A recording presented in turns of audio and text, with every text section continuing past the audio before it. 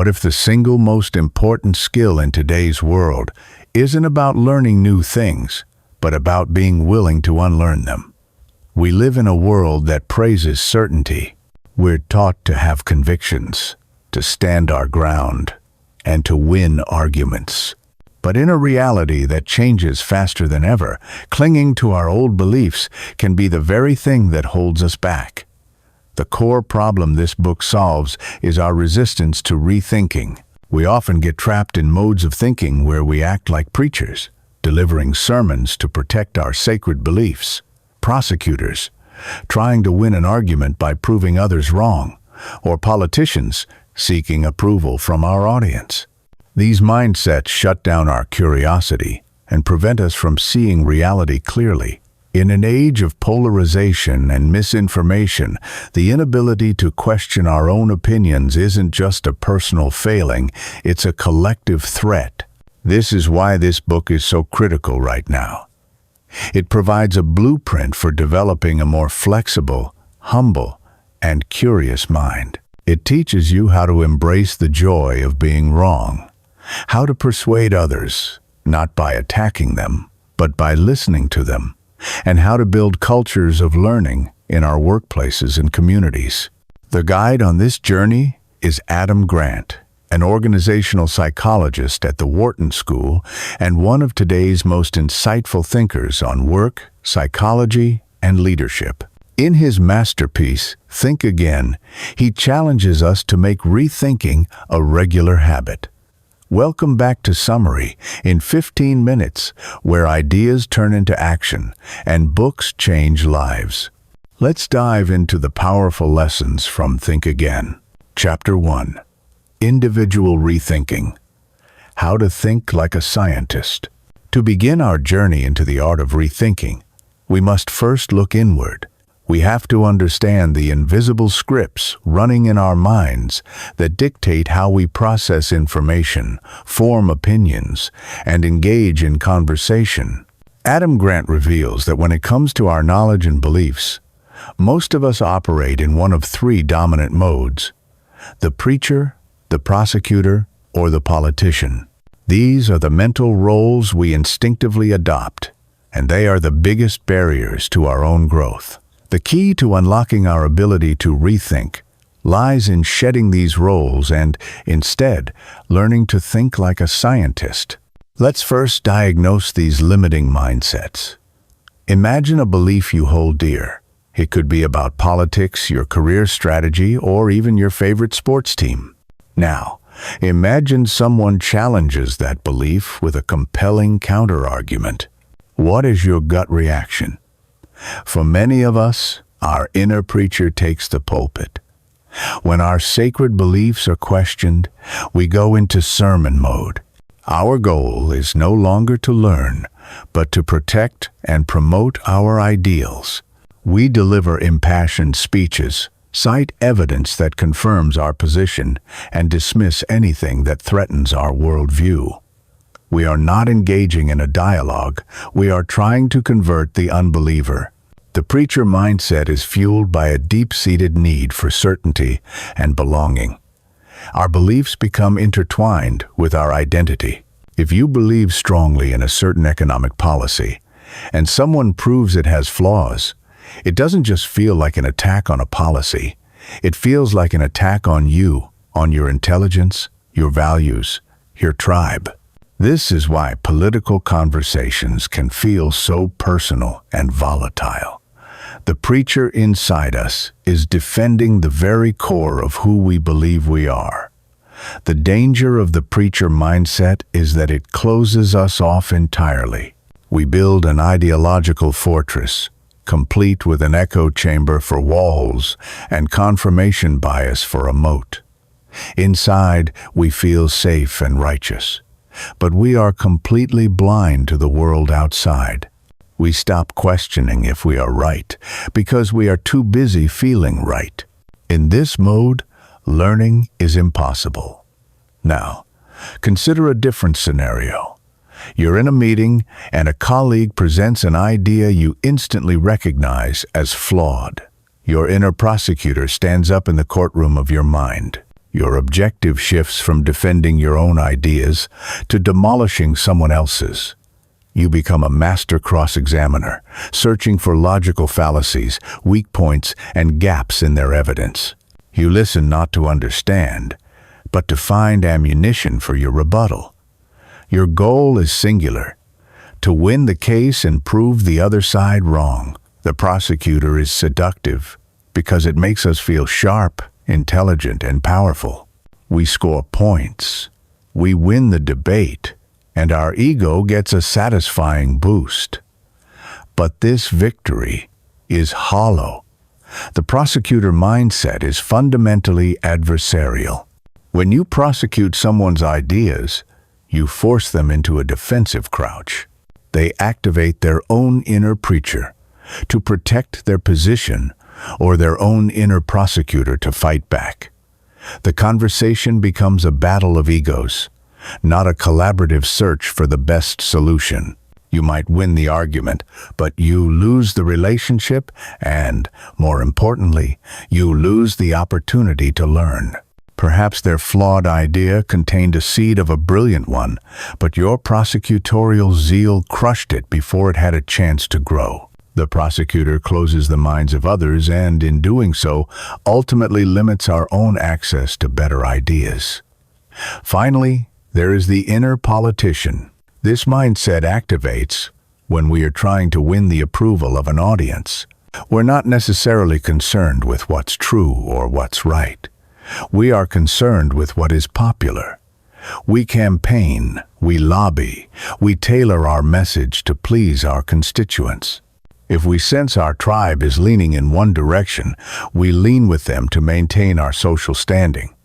The politician is driven by our fundamental need for social belonging. We are tribal creatures, and being cast out from the group is one of our deepest evolutionary fears. So, we conform. We might privately doubt the consensus, but we smile and nod publicly to stay in the team's good graces. This is the mindset that leads to groupthink, where a team of smart individuals can collectively make a disastrous decision because no one was brave enough to voice their dissent. The politician inside us trades truth for acceptance. We might secure our place in the group, but we sacrifice our integrity and critical thinking in the process. The politician doesn't seek truth. It seeks validation. Preacher, prosecutor, politician. One defends a worldview, one attacks a different one, and one tries to win over the crowd. What do they all have in common? They are all validation-seeking modes. They are all about being right, winning, and looking good. And in each of these modes, our thinking is already done. We've already reached a conclusion. And all our mental energy is dedicated to defending it, attacking others for not sharing it, or selling it to an audience. Rethinking is off the table. So, what is the alternative? Adam Grant proposes a fourth, more powerful mode: the scientist. Thinking like a scientist is not about owning a lab coat or a microscope. It is a frame of mind. Unlike the other modes, the scientist is not driven by the need to be right, but by the hunger to find out what is right. The scientist's primary goal is the pursuit of truth. How do they do this? By understanding that every belief, every idea, every conclusion is just a hypothesis waiting to be tested. The scientist operates from a foundation of intellectual humility. This isn't about being meek or lacking confidence. True intellectual humility is the confident awareness of your own fallibility. It's knowing that no matter how much you know, there is always more to learn, and that some of what you currently believe is likely wrong. It's the voice in your head that says, "I might be wrong, and I'm open to finding out." This humility is the gateway to all rethinking. Without it, you're already in preacher or prosecutor mode. From humility flows doubt. While the preacher sees doubt as a weakness, the scientist sees it as a necessity. Doubting your own ideas isn't a sign of ignorance. It's a tool for rigor. It's what motivates you to look for better evidence, to consider alternative explanations, and to refine your understanding. The scientist actively questions their own assumptions. They ask, how do I know this is true? What if the opposite is true? What is the strongest argument against my position? This doubt, in turn, fuels curiosity. When you're humble enough to know you don't have all the answers, and you doubt the answers you do have, you naturally become more curious. You start asking more questions. You want to fill the gaps in your knowledge. You become genuinely interested in why other people see the world differently. This curiosity is what drives the scientist to seek out new data, new perspectives, and new experiments. It replaces the pleasure of being right with the joy of discovery. And finally, this all leads to experimentation. A scientist doesn't just theorize, they test. In our daily lives, an experiment can be as simple as trying out a new habit, having a conversation with someone who holds a different view, or reading a book that challenges our assumptions. It's about engaging with the world to see if our hypotheses hold up. The most profound shift required to adopt the scientist mindset is to detach your identity from your opinions. The preacher, prosecutor, and politician are all deeply attached to their beliefs. For them, a change of mind is a sign of weakness, a flip-flop, an act of betrayal. For the scientist, a change of mind is a sign of progress. It means they have learned something. They have updated their view to be a little closer to the truth. Think of your opinions not as tattoos etched permanently onto your identity, but as a wardrobe of clothes. You can try on a new idea, see how it fits, and if it doesn't work, you can easily take it off and try another. Your identity isn't the specific shirt you're wearing today. Your identity is the person who is wise enough to choose the best outfit for the current conditions. Your core identity shouldn't be a person who believes X. It should be a person who values learning and seeks truth. When you make this shift, changing your mind is no longer an act of personal failure. It's an act of intellectual integrity. It is a sign that you are living up to your values. So, how do we put this into practice? How do we activate our inner scientist on a daily basis? First, actively search for reasons why you might be wrong. Our brains are wired with a confirmation bias. We naturally seek out information that supports our existing views. To counteract this, you must deliberately play devil's advocate with yourself. The next time you feel a surge of certainty about something, pause. Ask yourself, what would it take to change my mind? Then, go and actively look for that evidence. Follow experts you disagree with. Read articles from perspectives you normally wouldn't. This isn't about abandoning your principles. It's about pressure, testing them to ensure they are as strong as you think they are. Second, reframe your disagreements. The next time you enter a debate, don't think of it as a war to be won. Think of it as a dance to be learned. Your goal is not to defeat your partner, but to move together towards a more graceful understanding.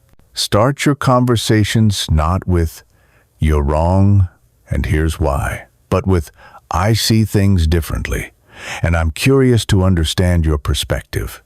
Can you help me see what I'm missing?" This approach instantly disarms the other person's preacher and prosecutor and invites them to join you in a scientist's mode of collaborative discovery. Third, build a challenge network. We all have a support network, people, who cheer us on and validate our views. This is essential. But we also need a challenge network, a group of thoughtful people who we trust to challenge our thinking. These are the people who care enough about us not to let us coast on flawed assumptions. They are not trolls or antagonists. They are critical friends who push us to be sharper and more honest. Seek out these people and give them permission to hold you accountable. When they push back, Thank them for it. They are giving you the gift of their perspective. Ultimately, thinking like a scientist is about embracing the messy, beautiful, and ongoing process of learning. It's about recognizing that in a rapidly changing world, the ability to rethink is our greatest tool for navigation. The preacher, the prosecutor, and the politician offer us the fleeting comfort of certainty and validation. The scientist offers us something far more valuable and enduring: the truth. The choice is ours. We can lock ourselves into the prisons of our past beliefs, or we can liberate ourselves by adopting the humble, curious, and rigorous mindset of a truth seeker. This is the first and most fundamental step in learning to think again. Chapter 2. The Joy of Being Wrong. Overcoming Your Inner Preacher, Prosecutor. In the last chapter, we identified the ideal mental state for rethinking the scientist's mindset. We learned to value humility, doubt, and curiosity over the self-righteous certainty of the preacher, prosecutor, and politician. But identifying the right mindset is one thing. Living it is another. There's a powerful force that pulls us back into those old roles, a force that has nothing to do with logic and everything to do with emotion, the pain of being wrong. Let's be honest, being wrong feels awful. It can feel like a public humiliation, a private failure, or an attack on our very intelligence. This feeling is so deeply unpleasant that our minds have developed powerful defense mechanisms to protect us from it. Adam Grant argues that until we can change our emotional relationship with being wrong, until we can transform that pain into joy, we will never truly master the art of rethinking. This chapter is about overcoming the emotional friction that keeps our minds stuck. To understand how to fix this, we must first understand the psychology of why being wrong hurts so much. At the center of it all is what psychologists call the totalitarian ego. Think of your ego not as a part of you, but as a tiny, insecure dictator living in your head. Its job is to maintain a positive self-image at all costs. Like any dictator, it controls the flow of information, suppresses dissent, and rewrites history to make you look good. When a piece of evidence comes along that suggests you were wrong, the totalitarian ego treats it as a rebellion. It immediately deploys its secret police denial, defensiveness, rationalization to crush the threat and maintain its rule. This is why our first instinct is often to reject feedback, discredit the source, or find any reason to invalidate the challenging information. Our ego is protecting its fragile regime. This internal conflict creates a state of intense psychological discomfort, known as cognitive dissonance. This is the mental stress we feel when we hold two conflicting beliefs, or when our actions contradict our beliefs. Imagine you're a person who prides yourself on making smart financial decisions, and then you realize you've invested in a failing company. The dissonance is painful. "I am a smart investor," clashes with, "I made a very dumb investment." To resolve this pain, you have two choices. The harder choice is to update your belief. "I guess I'm not as smart an investor as I thought, and I need to learn from this mistake." This requires humility and is a blow to the ego. The much easier choice, the one the totalitarian ego prefers, is to reject the new information. The market is just wrong. This company is a hidden gem. Everyone else is a fool for selling. This allows you to preserve your self-image, but at the cost of truth and growth. Most of our resistance to being wrong is simply an attempt to avoid the discomfort of cognitive dissonance. The deepest source of pain, however, comes from a critical mistake we all make. We attach our beliefs to our identity. When an idea becomes part of our sense of self, an attack on the idea feels like a personal attack.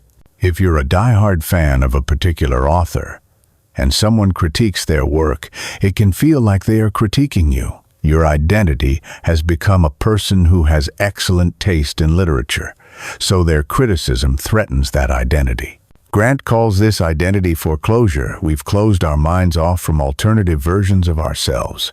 We've decided, this is who I am, and we resist any information that suggests we could be someone else. This fusion of ideas and identity is the root of our inner preacher and prosecutor. We preach to defend ourselves, and we prosecute to defend ourselves. The debate is no longer about the idea. It's about our own worth.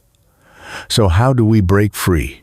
The solution is a profound mental maneuver: detachment. We must learn to practice two kinds of detachment. First, as we touched on in the last chapter, we must detach our opinions from our identity.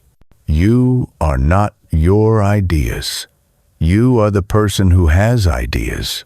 Your opinions are possessions, not appendages.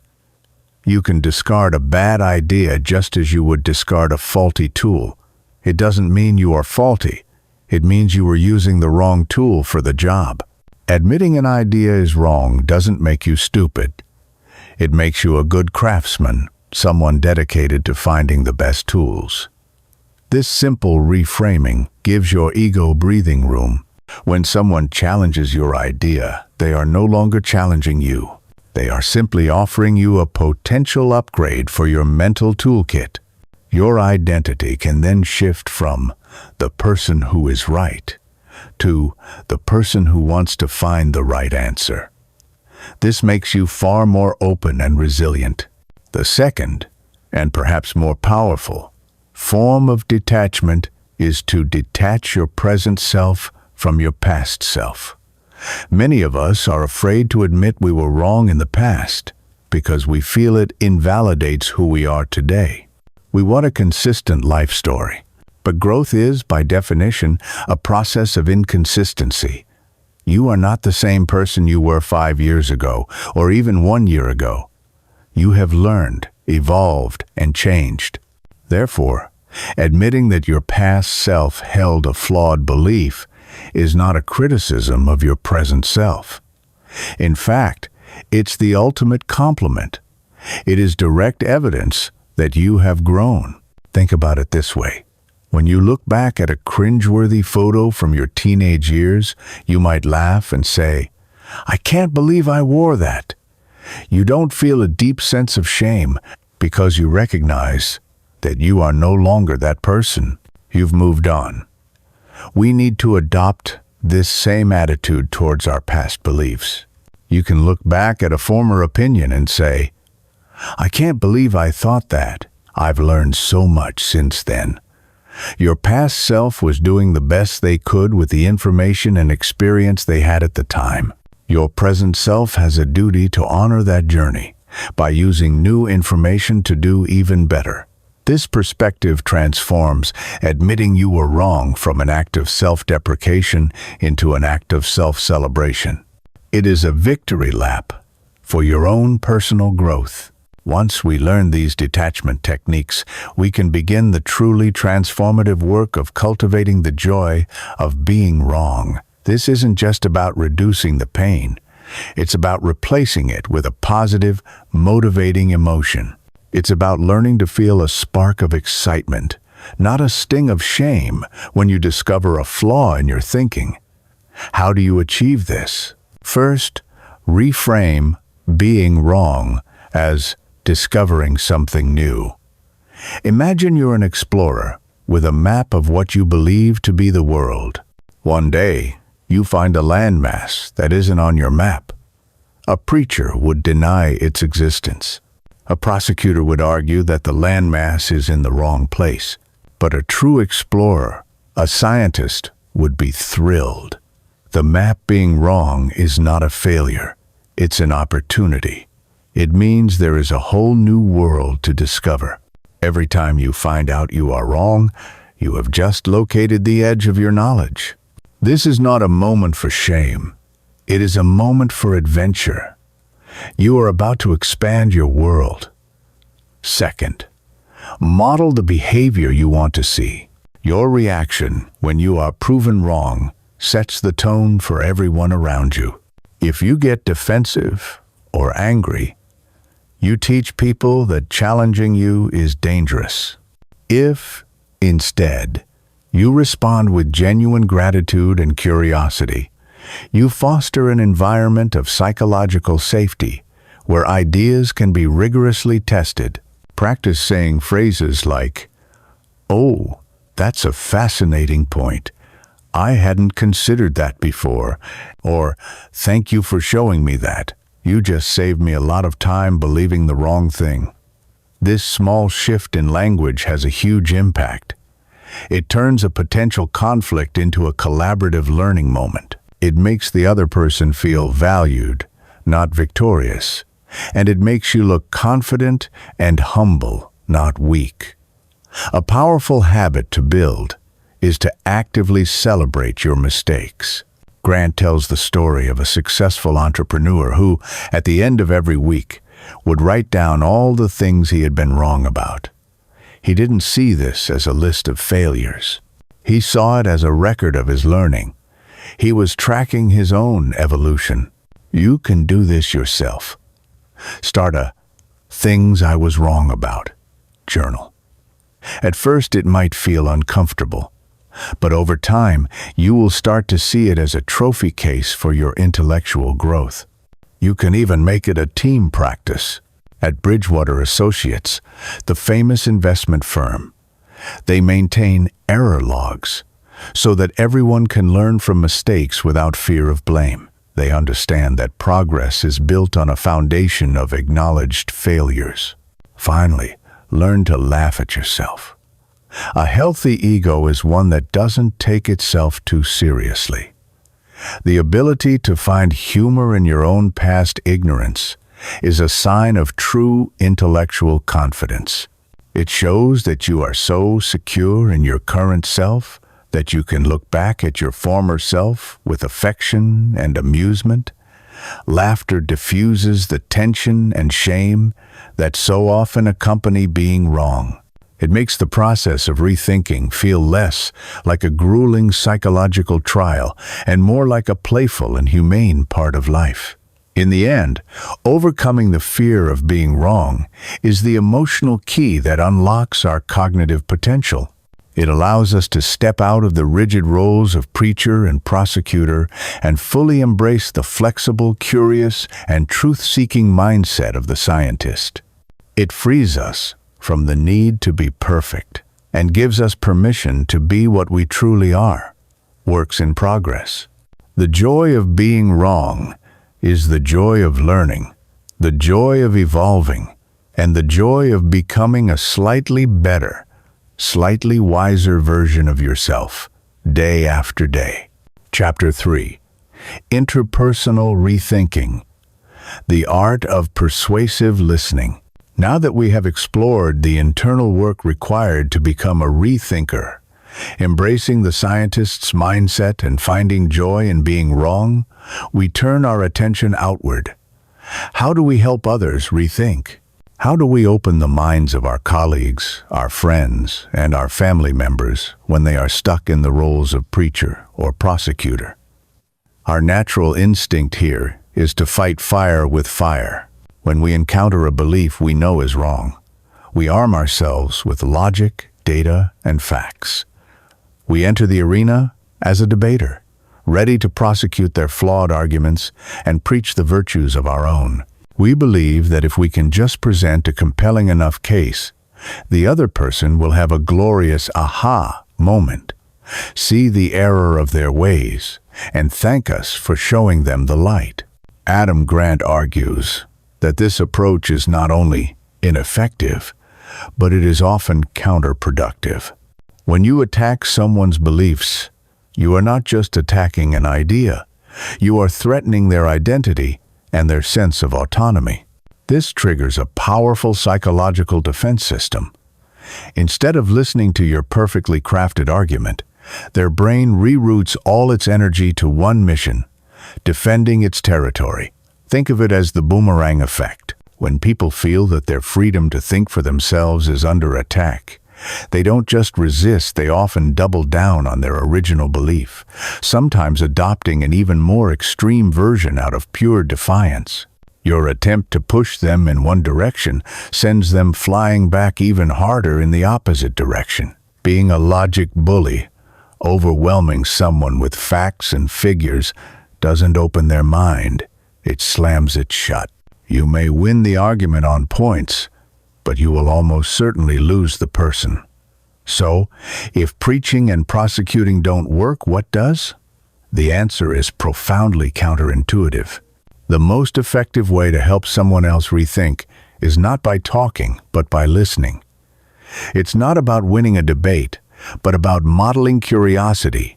It's about abandoning the role of an adversary and becoming a guide. Grant introduces us to a powerful technique to do this, borrowed from the world of therapy: motivational interviewing. Motivational interviewing was developed to help people overcome addictions, a context where telling people what to do is almost guaranteed to fail. You cannot lecture someone out of a deeply ingrained, self-destructive habit. The core philosophy of motivational interviewing is this: people do not change because you give them the motivation. They change because they find their own motivation.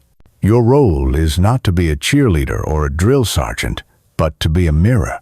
You are there to help them see their own thoughts more clearly, to help them hear their own words more deeply, and to guide them toward discovering their own internal desire for change. This method is built on a foundation of humility and respect. It operates on a set of powerful techniques that can be applied to any conversation, whether you're talking to a vaccine-hesitant relative, a change-resistant coworker, or a teenager making a poor life choice. The first technique is to ask open-ended questions. A prosecutor asks leading questions with yes or no answers, designed to trap someone. Don't you see that your plan will fail? A scientist, acting as a motivational interviewer, asks genuine questions that invite exploration. What are the outcomes you're hoping for with this plan? Or, walk me through how you see this unfolding. These questions don't have a right answer. They are invitations to think. They signal that you are not there to judge, but to understand. This simple shift from accusation to curiosity immediately lowers defenses and opens up a space for a real conversation. Instead of triggering a fight or flight response, you trigger a think and explore response. The second technique is reflective listening. This is far more than just being quiet while the other person talks. It's an active process of understanding the meaning behind their words and reflecting it back to them for confirmation. It shows you are not just hearing the words, but you are hearing the person. For example, if a colleague says, "I'm not going to adopt this new software. The old system works just fine," your prosecutorial instinct might be to say, "But the new software is 50% more efficient." A reflective listener would say something like, "So it sounds like you value stability and predictability in your workflow, and this new software feels like a disruption to a system you've already mastered." This does two miraculous things. First, the person feels profoundly heard and validated. You haven't agreed with them, but you have shown them that you understand their perspective. This builds trust and rapport like nothing else. Second, it helps them clarify their own thinking.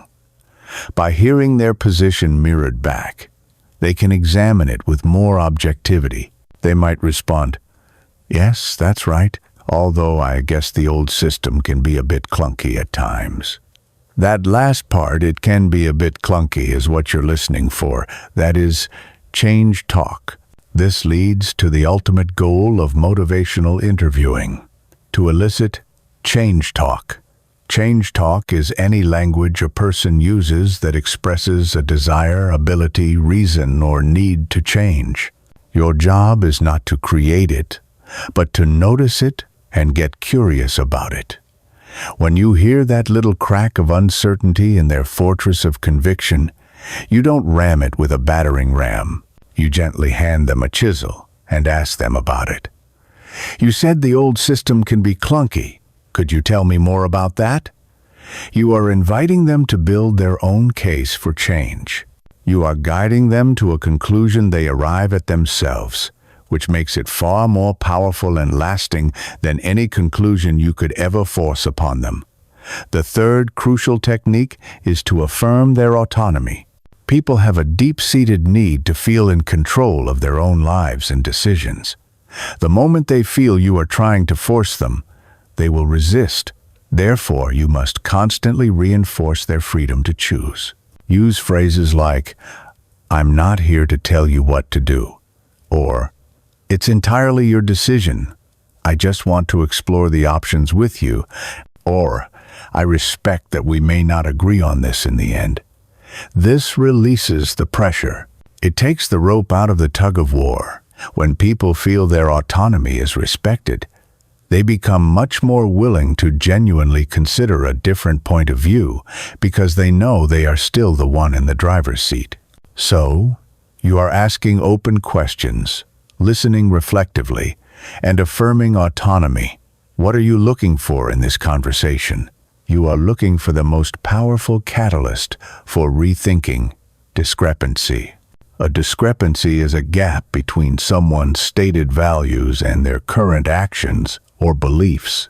This is the source of the cognitive dissonance we talked about earlier. As a motivational interviewer, your job is to help them see this gap without pointing a finger at it. For example, imagine you have a manager who says they value innovation and risk-taking, but they consistently shut down new ideas from their team.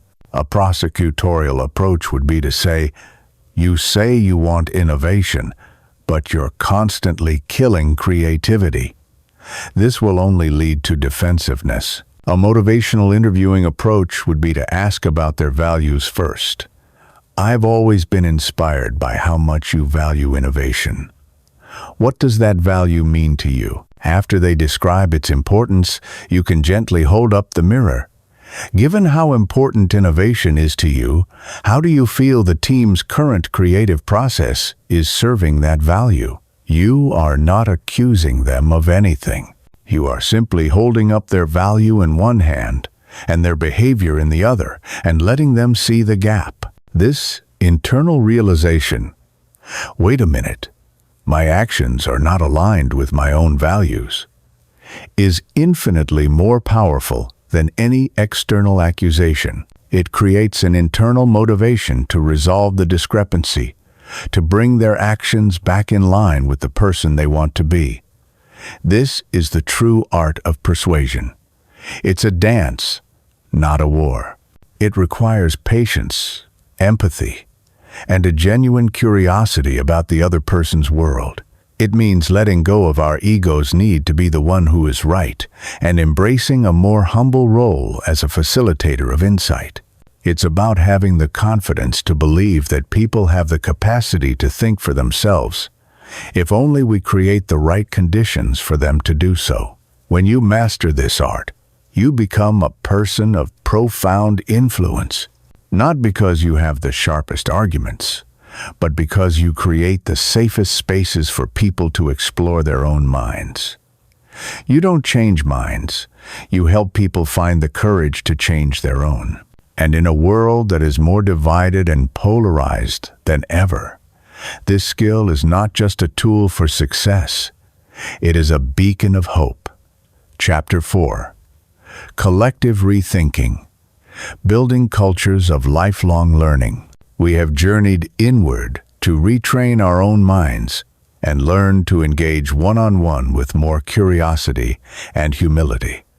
Now, we zoom out to the widest and most complex level, the collective. How do we build the principles of rethinking into the very fabric of our teams, our companies, our schools, and even our families? How do we create an environment where adaptation and learning are not disruptive events, but the constant, steady heartbeat of the group? This is the challenge of building a learning culture. Adam Grant reveals that the most successful and resilient groups are not the ones that start out with the most talent or the best plan, but the ones that are best at rethinking their plans. They are masters of collective rethinking. To build such a culture, we must first understand the powerful forces that pull groups toward stagnation. The greatest enemy of collective rethinking is, paradoxically, past success. When an organization achieves a breakthrough, the methods, strategies, and processes that led to that success become canonized. They are labeled best practices and are taught to every new hire. Initially, this is efficient, but over time, a dangerous transformation occurs. The practice stops being a strategy and starts becoming an identity. This is not just something we do. This is who we are. Kodak wasn't just a company that made film. They were the film company. Blockbuster wasn't just a business that rented videos. They were the video rental store. Once a practice is fused with a group's identity, questioning it becomes an act of heresy. The collective preacher takes the pulpit, defending the sacred traditions. The collective prosecutor attacks anyone who dares to suggest a different path. This is compounded by a psychological trap called escalation of commitment. The more time, money, and ego a group invests in a particular path, the harder it becomes to change course, even when presented with overwhelming evidence that the path leads to a cliff. To admit the path is wrong would be to admit that all the past investment was a waste, a blow too great for the collective ego to handle. And so, they continue to invest in a failing strategy, clinging to the identity that once brought them glory, blind to the fact that the world has changed around them. Their best practices have become a gilded cage. A true learning culture, Grant argues, treats its practices like scientific hypotheses. They are temporarily useful theories that must be constantly tested and are ready to be discarded when a better theory emerges. To create this dynamic, you must first build the essential foundation upon which all rethinking depends: psychological safety. Coined by Harvard researcher Amy Edmondson, psychological safety is a shared belief within a team that it is safe to take interpersonal risks. It's the feeling that you can speak up, offer a crazy idea, ask a stupid question, admit a mistake, or challenge the status quo without fear of being embarrassed, punished, or ostracized. It is not about being nice or avoiding conflict. In fact, it's the opposite. It's about creating an environment so trusting that you can engage in the rigorous and often uncomfortable conflict of ideas that is necessary for progress. Without psychological safety, rethinking is impossible. Team members will default to the politician mindset, prioritizing social harmony and self-preservation over truth. They will bite their tongues in meetings, nod along to a leader's bad idea, and hide their mistakes. The collective intelligence of the group remains untapped because everyone is too afraid to use their voice. Innovation dies in silence. Building psychological safety is the primary responsibility of a group's leader. Whether that leader is a CEO, a team manager, a teacher, or a parent, it is built through consistent, deliberate actions. First, the leader must frame the work as a learning problem, not an execution problem. In a world of constant change, the leader's job is to set the stage by admitting they don't have all the answers. They can say things like, "Our goal is ambitious, and the path isn't clear. We've never been here before, so I'm going to need every one of you to be my eyes and ears. I need you to speak up when you see a problem or an opportunity." This framing instantly transforms the team's dynamic from one of fearful compliance to one of collaborative exploration. Second, and most powerfully, a leader must model intellectual humility by acknowledging their own fallibility. When a leader openly says, "I was wrong about that last assumption," or "That's a good point. I hadn't thought of that." It is a game-changing signal to the entire group. It demonstrates that fallibility is not a weakness to be hidden, but a normal part of the process. It gives everyone else permission to be human, to take risks, and to admit when they don't know something. Humility from a leader is a license for the rest of the team to learn. Third, a leader must model curiosity. They should be the most active question asker in the room. When leaders ask genuine questions instead of just giving answers, they shift the culture from one of knowing to one of inquiring. This invites participation, encourages diverse perspectives, and shows that the leader's goal is to find the best solution, not to have their own solution validated. Finally, a leader must respond productively to bad news and dissent. This is the moment of truth. When a team member raises a concern or admits a mistake, the leader's reaction echoes throughout the entire culture. If they are met with blame or anger, the message is clear: do not bring me problems. Psychological safety is shattered. If, however, they are met with gratitude and curiosity, "Thank you for pointing that out. That must have taken courage. Let's explore that." The message is equally clear. It is safe to tell the truth here. This productive response is the active ingredient that nourishes and sustains psychological safety over time. With this foundation in place, a group can then install the formal mechanisms and rituals that make rethinking a habit. Psychological safety is the fertile soil. These mechanisms are the seeds of a learning culture. One of the most powerful mechanisms is to formalize the challenge network. As we've discussed for individuals, a team needs more than a support network. It needs people who will challenge its thinking. Some of the most innovative organizations in the world build this into their process. At Pixar, the creative film studio, they have a group called the Brain Trust, composed of veteran directors and storytellers. When a director is struggling with a film, they present it to the Brain Trust. The Brain Trust's job is not to be nice. Its job is to provide candid, and often brutally honest, feedback to make the film better. The key is that the feedback is constructive and about the project, not the person. And it happens in a context of deep trust and a shared commitment to excellence. Great teams don't just allow dissent, they actively seek it out. Another mechanism is to celebrate intelligent failures. In most cultures, failure is a dirty word. In a learning culture, there is a crucial distinction between a sloppy mistake and an intelligent failure. A sloppy mistake is a failure of attention or process in a well-understood domain. An intelligent failure is an unavoidable outcome of a thoughtful experiment at the frontier of knowledge. It provides valuable new data. Learning cultures create rituals to destigmatize and learn from these failures. They might give out a Best Failure of the Month award to the team that ran the most ambitious experiment that didn't pan out, but from which the organization learned the most. To be more proactive, teams can conduct project pre-mortems.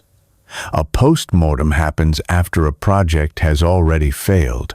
A pre-mortem is a hypothetical exercise at the very beginning of a project.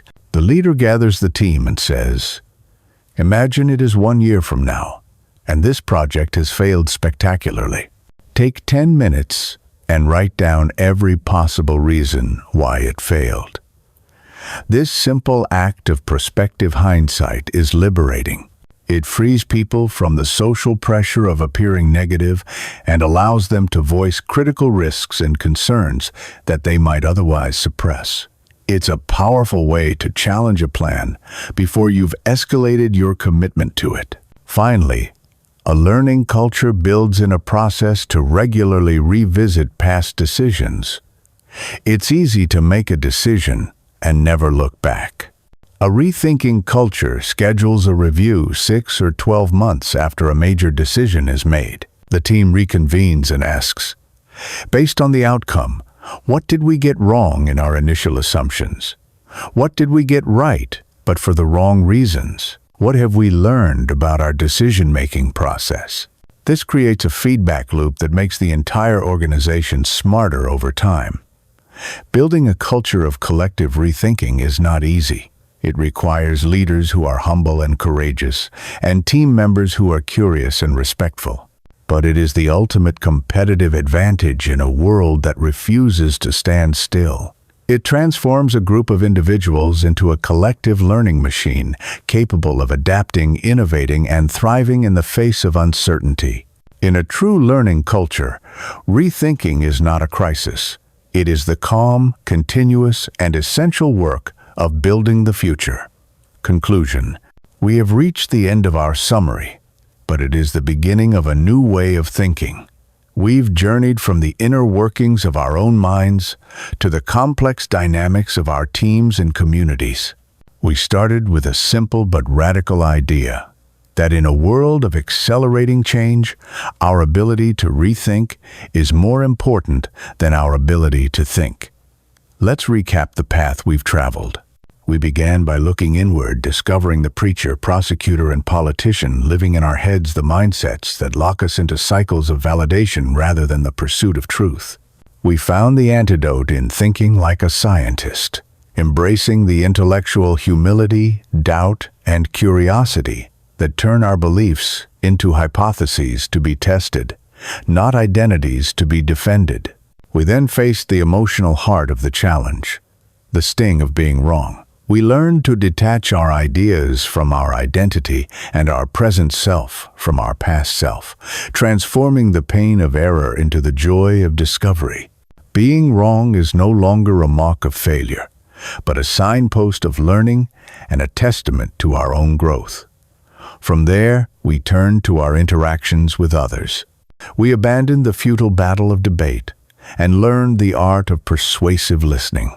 We discovered that true influence comes not from launching the sharpest attacks, but from asking the most thoughtful questions, guiding others to find their own motivation to change by holding up a mirror to their own thoughts and values. Finally, we scaled this vision to our groups and organizations. We saw how past success can become a trap, and how a culture of lifelong learning is built on a bedrock of psychological safety. We learned that the most innovative teams are not those that avoid conflict, but those that create rituals to seek out challenges, celebrate intelligent failures, and make rethinking a normal, healthy part of their daily work. So what does this all mean for you, right now? This book is more than a collection of cognitive skills. It's an invitation to a more vibrant and honest way of living. Thinking again is not just about being smarter or more successful. It's about being more grounded in reality. It's about being more empathetic to those who see the world differently. It's about having the wisdom to navigate complexity and the humility to constantly update your understanding. In a world that seems to grow more polarized and certain of its own divisions every day, the act of rethinking is an act of courage. It is an act of hope. It is the choice to build bridges of understanding instead of walls of ideology. It is the belief that we can learn and that we can help each other learn. Your call to action is this: start small, but start today. Pick one belief you hold, just one, and actively seek out the smartest, most compelling argument against it. The next time you enter a disagreement, make it your sole mission not to persuade, but to understand. Ask questions. Listen to the answers. See what happens. The future doesn't belong to those who have all the right answers. It belongs to those who have the right questions. The world is not waiting for you to be perfect. It's waiting for you to be curious. The adventure of rethinking is the adventure of a lifetime. It is the path to becoming a better thinker, a better leader, a better friend, and a better human. The power to think again is within you. It's time to unlock it. Outro music fades in. Thank you for joining us at Summary in 15 Minutes. We hope these ideas have sparked a desire to embrace the power of rethinking in your own life. If you found this summary valuable, please hit the like button, subscribe to our channel, and share your biggest takeaway in the comments below. What is one thing you are now inspired to rethink? And of course, for a much deeper dive into the stories, science, and strategies we've discussed, be sure to pick up a copy of the full book, Think Again by Adam Grant. It's a read that is guaranteed to change your mind. Until next time, keep learning, keep growing, and never stop thinking again.